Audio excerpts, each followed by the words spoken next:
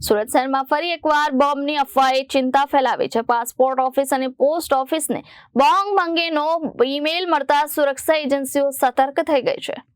સુરતના નાનપુરા વિસ્તારમાં આવેલ પાસપોર્ટ ઓફિસમાં બોમ્બ હોવાની ધમકી ભરેલો ઈમેલ મળતા જ તાત્કાલિક તપાસ હાથ ધરવામાં આવી છે। માહિતી મળતા જ સુરત પોલીસની ટીમ ઘટના સ્થળે દોડી પહોંચી હતી। પોલીસ દ્વારા મેલના આધારે સમગ્ર બિલ્ડિંગની સઘન ચકાસણી શરૂ કરવામાં આવી છે।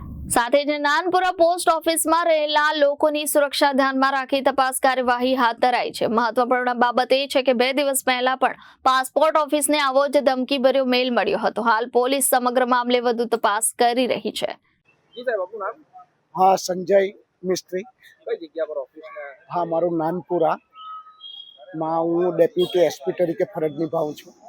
શું ઘટના બની છે ને કઈ રીતના મેલ દ્વારા જાણ થયા છે? हाँ, घटनाમાં અમારે આ 15 સાયનાઇડ ગેસ અને બોમ્બથી ઉડાવી દેવાની ધમકી આપી છે અને એના અંદર એવું કહેવામાં આવ્યું છે કે તમે 2 કલાકમાં તમારા એમ્પ્લોઈઝને નાનપુરા પોસ્ટ ઓફિસથી ખાલી કરાવડાવો।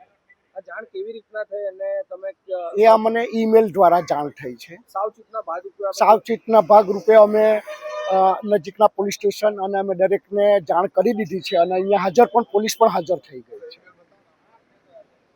અને શેના દ્વારા જાણ કરવામાં આવી? ફોનથી જ અમે જાણ કરવામાં આવી છે। Bureau report Janadesh news Tapi.